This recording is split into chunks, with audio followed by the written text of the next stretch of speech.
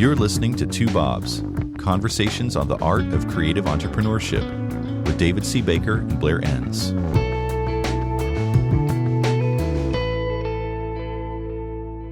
David, the title of this episode is Taking the Team Seriously. Pause. What the hell do you mean by that? That's the title? Taking the team seriously? What the hell do you mean by that? Taking the team seriously. Well, are you implying that agency principals don't pay enough attention to or prioritize the importance of the team? Yes. They think about subtracting from the team when they lose a bunch of business or somebody starts getting lippy. They start thinking about adding to the team when they have all this new opportunity that falls in their laps, and they just don't take it as seriously as I'd like them to. Let me ask you this. You're in the whole new business, like you own the new business side of things, sales thing. Do you think it's harder for your clients to find great prospective clients or great employees?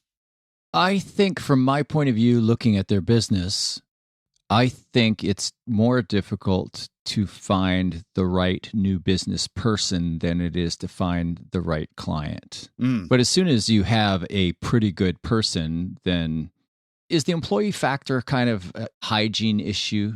Meaning, I can't wait to see how you finish this sentence.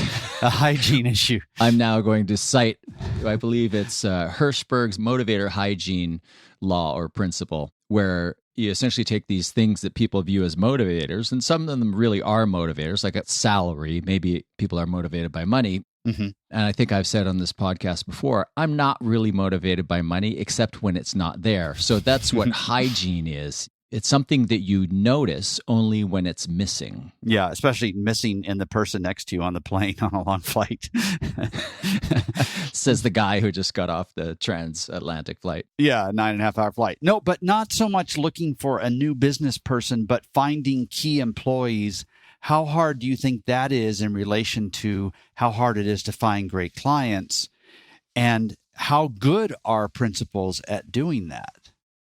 I think that's a really good question. I haven't thought of it as kind of an either or before, but as you pose the question, it occurs to me that some people are just great at culture. They are great at finding, hiring, and retaining talent. Yep. And then others struggle with it all the time. And the flip side of that is some principals and firms are just great at finding, landing, and keeping new clients. So I'm not sure that I see a pattern. You would be closer to this than I am, certainly the HR side of things. I'm not sure that I see a pattern of one being easier than the other, but you seem to be implying that it's easier to get clients than it is to get good people. I think in some cases it is, and it's true that just like you said, which is really interesting, a lot of people are great at finding new clients. A lot of people are great at finding new employees. And the magic, I guess, is somebody who can do both. But it just strikes me as interesting that we have this whole system that's built up around how to find new clients and books and systems and processes and training. And we don't really have much of that for finding and screening new employees. And I think we want to do another episode, don't we, on how to screen new employees. And this is about more how to have sort of a lead generation plan for employees. So if we think about the classic new business issue, we have positioning. That's what makes you distinct in the marketplace, what might justify a price premium. And then you take that to a marketplace with a lead generation plan. So the positioning for finding great employees is your culture. And we all know that. But what we are missing there is a lead generation plan for employees. That's the really crucial part that I think is worth thinking about. Okay, so that's what we're going to unpack today is essentially how do you attract new candidates to your firm? Is that right? Right. Other than just offering to pay them a lot of money. Yeah. Okay. Do you want to hit some high-level points around the importance of a good team first? Yes, and I think listeners are going to identify with this. It's not like I'm going to say something here and their eyes will open up and say, oh, shoot, I never thought of that. So just skip the next 2 minutes and come back to my next really intelligent question. Go ahead. If we run out of good things to say, I'll come back and fill the time with this. No, but if you don't have great people, and this is particularly true if you have a larger firm, you'll never be able to extricate yourself from the work and concentrate on the things that the business really needs from you. And what the business does not need from you is you touching the quality of the work. It's just not what the business needs from you. So if you don't have great people and you have to keep mucking around in that, then you're going to skip the things that the business needs, like watching financial performance and establishing positioning and working on the culture and all those other things.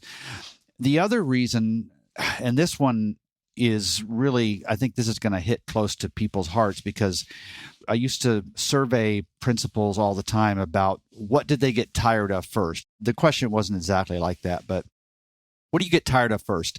Your clients or your employees? Who wears you out first? And it used to always be the clients, but it's not anymore. It's kind of an equal split, and it keeps moving further and further towards employees. So in other words, a principal gets out of bed in the morning and they're thinking about their workday. And if they're not super excited about it, what is it that they dread about going to work that day? And nowadays, it's just as equally possible that it's the fact that they have a challenging employee issue to face. So if we're trying to set up a system where principals are excited into the indefinite future about running their firms, then we have to solve this people issue. And then, of course, we have to solve the client issue as well. But those are related, because the better your employees are, the less you have to insert yourself into solving big client issues. So those are the two big reasons, I think, that makes this worth it. I mean, if people don't already believe this is important, then they're probably not going to listen to this whole thing. Let me just add some quick commentary to that. So the first point is that you're not able to concentrate on what you're supposed to do if you're constantly being dragged to the people issues, right, or covering for people who maybe aren't the right people in the first place. And as you were talking about that, I'm thinking, yeah, that might be, when you think of the distracted principal, you think of the entrepreneur who cannot seem to find the time to do the high value tasks, probably high on the list of reasons why. It has to do with the quality of the people. Either they're not the right people to begin with, in Jim Collins' parlance, you don't have the right people on the bus, or you haven't properly equipped them. So there's some sort of human resources failure that keeps dragging you back to do things that other people can't seem to do properly. Right. That's point number one. And I think we can all identify with that. And the second point is that you get tired of the business. And you wrote me a little note here on this, and you said, if you don't have the right team, you get angry and annoyed and slide into a premature exit because you're tired of people. And I read that line and I thought, oh man, I have seen that so many times as a consultant, working with clients who've said, and a good percentage of them who've acted on the words, I'm just fed up with my own people. I just can't handle this anymore. I'm thinking of just letting them all go and going back to being a solopreneur. So walking away from the potential to multiply your revenue and your impact through the leverage of all of these people that you've added, because it's all unwieldy. You haven't been able to kind of tame this beast, and the people are requiring more of your attention rather than taking things away from you. Yes, exactly. As a team, you could deal with the shitty client that comes along every once in a while. If you have a great team, you can commiserate, you can spread the burden out, you can handle it, you can spread the pressure. But if you don't have a great team, nothing is fun. Nothing is fun at all. And so I'm just a little perplexed about why we aren't more proactive about building the right team, which means, like in new business, we're always talking about this. You and I are always talking about the fact that what gives us a little bit more courage, what makes it easier to have more courage, is to have plenty of opportunity so that we have options, we can choose. And the same thing ought to be true with hiring employees and fixing mistakes quicker and so on. So yeah, this really is something that I think is going to resonate with people that are listening. Okay. You rank taking the team seriously, or all things HR and personnel, as high as financial performance or right below financial performance on the list of priorities for a principal? Right below. It's hard to really rank these, but I think monitoring financial performance is the most important thing you have to do. Second would be the HR function, and third would be the positioning. Because you could do the first two and you could still have a pretty good firm without a great positioning. But yeah, this would be the second most important thing to do. Okay. Are we looking for a pattern of person? Well, let me back up. I'll just hand it over to you. You walk through your framework, if that's what you'll call it, for taking the team seriously. And again, we're talking about essentially attracting people to the firm. So where do you start? Well, we have to know what kind of person we're looking for. I mean, if we come across this person, or if we don't even have a specific person we've come across and we're just looking for a particular kind of person, there has to be a list of the specific kind of person we're looking for. This is not a positioning question. We don't need to be different from other firms. And in fact, when you read the different statements that firms put out, they do sound pretty similar. A lot of them have the same things on the list, and that's completely fine. But what is it that makes a great employee at your firm? What are the specific things that are important to you? And I can't answer this for other people.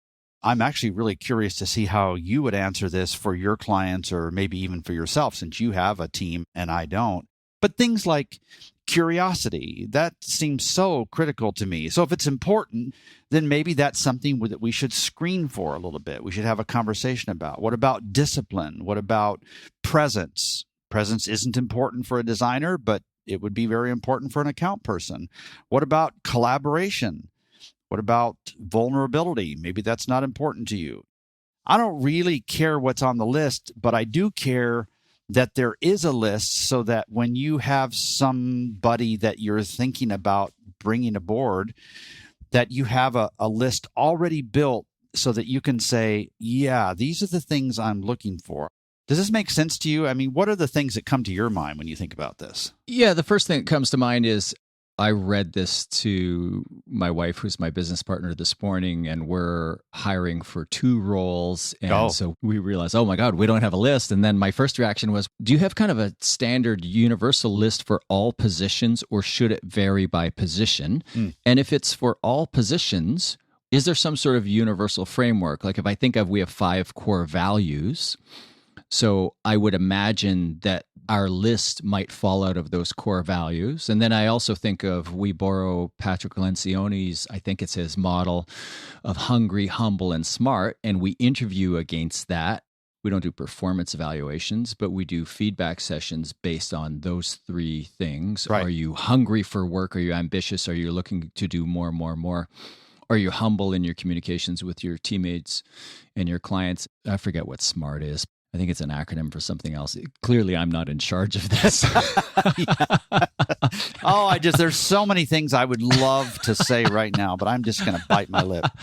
So if we go back to that first question I posed, do you think a firm should have a list of attributes for all people in all positions, or would you adapt this to the specific position? I think there should be some things that would be true of every employee. Honesty, although I don't really know how to screen for that one. One that's really obvious to me that you could screen for would be the ability to express themselves in writing. That wasn't important until email came along, but anybody who is at your firm interacting with a client or a vendor or an employee, they're going to be expressing themselves in writing. So articulate, and we could go on. There may be 10 or 15 of those things. And then there are specific characteristics that would be important for particular positions. Risk-taking, relationship orientation, presence, that would be for an account person, like attention to detail for a project management person. I don't know that principals are really making too many big mistakes there. It seems like where they're not paying as much attention, or just going by gut instinct instead of being a little bit more, I guess, intentional about it, would be things like collaboration. That's a critical one. And if you have a firm where collaboration is important, and you have even a really high performer who's not good at collaborating, that's a mistake in your hiring process. So yeah, there are lots of things, and I don't have a list that I would want to give everybody, but I just think it's worth thinking about what should be on that list. Okay. And I think your company values, that's probably a pretty good place to start. And I think there are frameworks out there like Patrick Lencioni's. You said you had 5 values at the firm? 5 core values, yeah. Do you have a list of those handy? I don't have a list of them handy, but I can try to remember. But they're very important to you. Well, the first one is the pursuit of greatness. It's not excellence, because by greatness, I mean we strive to be the greatest in the world at what we do. Mm-hmm. And we try to do that as individuals and a team. The second one is empowerment. At the end of the day, we're in the empowerment business, and we want to empower our clients to strive for the same greatness. Mm. The third one is say what you're thinking, and we've done an entire podcast on that. The fourth one is lead by example. However, we teach the mechanisms that we teach and the frameworks that we teach on how to sell and how to price, we use those in how we conduct business. So we don't ask our clients to do things that we ourselves don't do. And the fifth one is unique ability. That's a strategic coach idea that speaks to the goal of having everybody on the team spend 90% or more of their time doing things that they love, that they're energized by, and that they're really good at. So there, I did it. 5 of them off at the top of my head after a many-week vacation too. That's pretty impressive. Yeah. Those sound a lot more practical to me than some of the ones that I read, which strike me as almost like they were ripped off some motivational poster. And I don't know to what degree people are even actually achieving those things. Those are interesting. Thanks. Anyway, you've got to have a list, right? Something that you're measuring against, whatever that is, whatever's on the list. There should be some characteristics that are true for all employees and then some that are specific to particular roles. You're listening to Two Bobs, conversations on the art of creative entrepreneurship. Your hosts are David C. Baker of Recourses, author, speaker, and advisor to owners of expert firms, and Blair Enns of Win Without Pitching, the sales training and coaching program for creative entrepreneurs. For more information, go to twobobs.com. If you find this podcast helpful, please help us by telling a friend and rating us on iTunes. Thank you. Now back to David and Blair. We're talking about taking the team seriously, finally, once and for all. And before the break, we talked a little bit about this idea that you need to have a list of things that you will not compromise on, the attributes of all of the people that work with you, and the idea that some of those attributes will be position specific and some will be universal across your firm.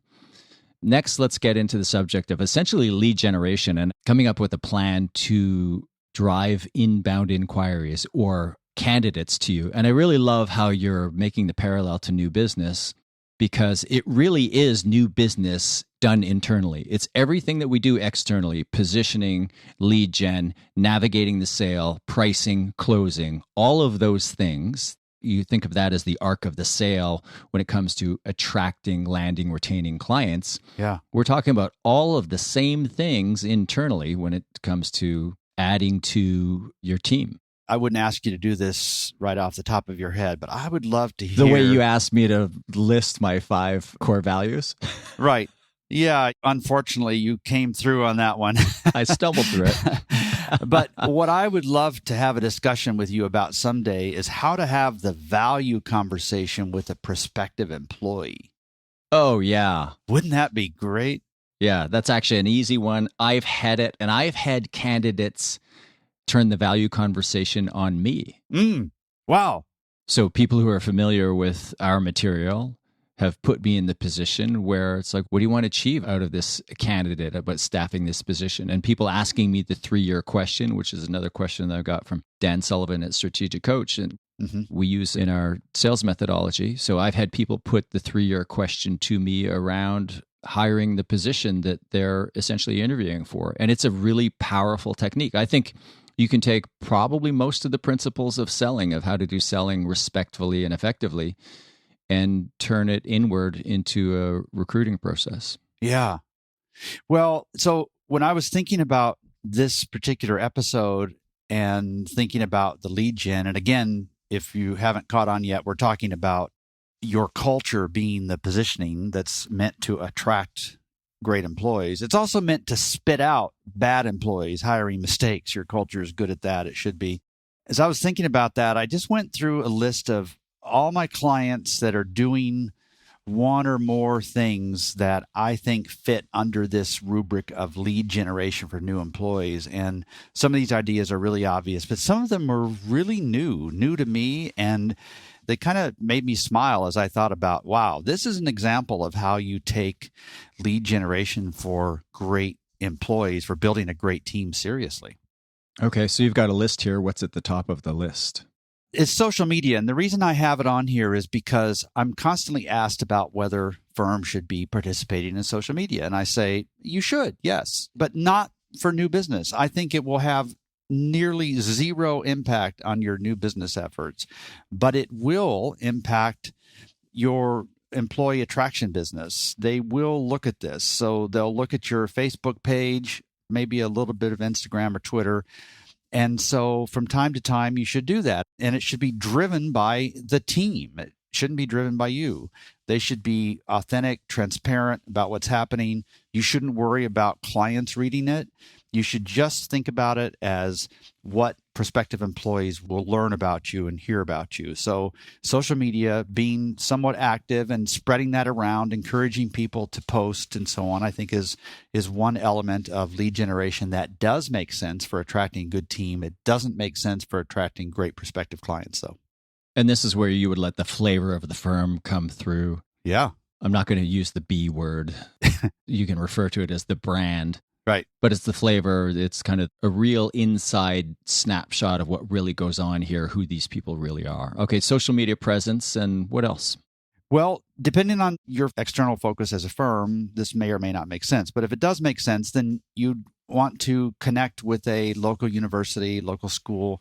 If this school regularly puts out students, one of whom you might be interested in hiring. So if you would be interested in hiring the very top student that comes out of a school, and of course you want to have a mix of very experienced employees and then every once in a while a new employee. But if a new employee makes sense and the school near you turns out those people, then build a relationship with that school and with the teacher and say, hey, I'd like to guest teach. I don't mean the whole class. I just mean one session out of every semester. I've done this many times. I've done it at SVA in New York quite a few times, even though I'm not looking for team members, but I really enjoy that process. Just teach, and you'll make a connection with some people. The professor will be very grateful for your help there, and then that will lead to an easy conversation where you say to the professor, hey, if you find just an extraordinary student of yours that's looking for work, please let me know. Introduce them to me, and if we have an opening, we'll be interested. When our kids were younger, I made a point of connecting with every single teacher of every class. And I would try, if they were open to letting me do it, I would be a guest teacher for one time for every class every year. And I really enjoyed it. My reason for doing it was I felt like if the teacher had a personal relationship with me, the parent, they would treat my kid a little bit more respectfully, and it would be a better experience for everybody. I remember one time I was teaching a Spanish class for a high school. And you don't speak Spanish. I do. Yeah. Just kidding. Yeah, right. Yeah. And I showed up, the teacher introduced me and then walked out, and I never saw them for an hour and a half. And they were grateful They felt like this is like, I have an hour and a half free. Going to the pub. Yeah, it's not kind of what I'm looking for, but I have clients doing every one of these ideas. These aren't my ideas. I'm just gathering things that they do, and they love it. It keeps them sharp, and it connects them with some high-level student. You only want the very best student out of 24 in the class, right? But this would be another thing to do. Yeah. Okay. So we're talking about elements of a lead generation plan to drive candidates to you. One is the use of social media. The second one we just talked about is guest teach at a class at a known school that allows you to develop a relationship with the professor or a teacher, and you can possibly cherry pick the best students from there. The next on your list is offer your place as a meeting facility for a trade or an association meeting. So if AIGA or the local digital group or app dev group or whatever needs a place to meet, and if your facility is conducive to that and big enough, then offer it, and have refreshments, pay for those and so on. Because those are really meat markets. They're really looking to connect with other folks and try to find the next best job. And the best thing that can happen is that they walk your facility, they pick up a sense of the culture by doing that. You may try to have one or two of your existing team members there to show them around, give them a tour, answer questions. And you can even have them sign up to be notified if you have an opening. So since these are kind of meat market things and they're looking for where the next step is going to be on their career ladder, this third idea is it really works easily and it costs you nothing, essentially, to offer your facility as a meeting place for these trade association things. I've seen this done a few times. I spoke, it was either early this year or late last year somewhere. We had a fairly big room. I don't remember how many people were in the room for the event. And then the local agency principal who kind of took the impetus to organize the event, he hosted a cocktail event for me afterwards, and he invited a fair number of people. There were around 75 people showed up and spent 3 hours milling about with his team. His team all had T-shirts on that identified themselves as their team members. And he paid for all of the drinks, put forward the venue, had some music. It was a fun evening. And he didn't communicate this to me explicitly, but it was obvious why he was doing it. It was he wanted people from the local associations or his competitors who were potential hires, future hires possibly, to come into his firm and get a sense of the space and the culture of the place. I thought it was brilliant. And I don't know what it cost them, maybe a couple of grand. Yeah. But it was probably money really well spent. Yeah, because if you think of what it's costing them, if they go to a placement service, they're paying somewhere between 25 and 35% of the first year's compensation. And the only guarantee is that if the employee doesn't work out, they'll find another loser for you, right? In the scheme of things, that's really cheap, because if it's a $100,000 person, then it's costing you $25,000 to $35,000. You're just talking about, that is the perfect example of what I'm talking about, right? Another idea that's kind of related to that, and this obviously is only going to work for a few firms. I have a client in Seattle that does this and another one in North Carolina, where when they arranged the facility, when they did the build out, they arranged it so that it was perfect for an art gallery. So they feature a rotating artist, and it changes every 2 or 3 months. And every time the exhibit changes, then there's a big open house with hundreds of people coming there. Obviously, the artist is there. It could be a photographer or an illustrator or a designer or something like that. And it's a chance to mingle with a lot of great people, some of whom might be candidates to work with you. And it's another way to focus your facility. This is one of the many reasons why moving to sort of a co-working space eliminates some of those options. It also eliminates the option of bringing great prospective clients in to tour your facility in a more controlled environment. Anyway, this is the fourth idea, and that's just to have an art gallery in your facility. I think that's a brilliant idea. I can see it also working to open up avenues of conversation with prospective new clients. Yes, for sure. Next on your list, quarterly webinar. Really? Quarterly webinar for prospective employees. Yeah. I never would have thought of this. I have a client doing this in Missouri, and they regularly have between 400 and 600 folks. Shut the front door. Took you a while to figure out how you're going to finish that sentence, didn't it? I didn't know there were that many people in Missouri. Well, they're not necessarily in Missouri. The firm is in Missouri, right? But they have somebody that these prospective employees would love to hear about. It's somebody about how to find a great job or how to present your portfolio or, all those kinds of topics. And this person, the principal, is the one who runs it all the time, is getting known, and the word is spreading that they know a lot about how to build your career. And if you go work for this firm, if you're lucky enough that they choose you to work at this firm, it will be the best thing for your career possible. And that's what you want. You don't want somebody who's going to work for you for life. You want somebody to come to you who says, I'm going to immediately contribute, but my career is going to be so much better off because of the processes I'm going to learn, because of the people I'm going to rub shoulders with, because of the nature of the clients they have, because of how carefully I'm managed. So this webinar that is happening every quarter is covering some topic, and there are guest speakers and so on. It's just we do webinars, well, not so much, but we used to do webinars for lead generation for clients, and we ought to be doing it for prospective employees as well.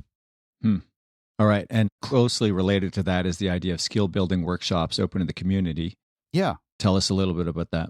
Well, if you have a firm where you have enough people in there so it doesn't really make financial sense to send them off to some seminar. You do seminars, I do seminars, a lot of people do seminars.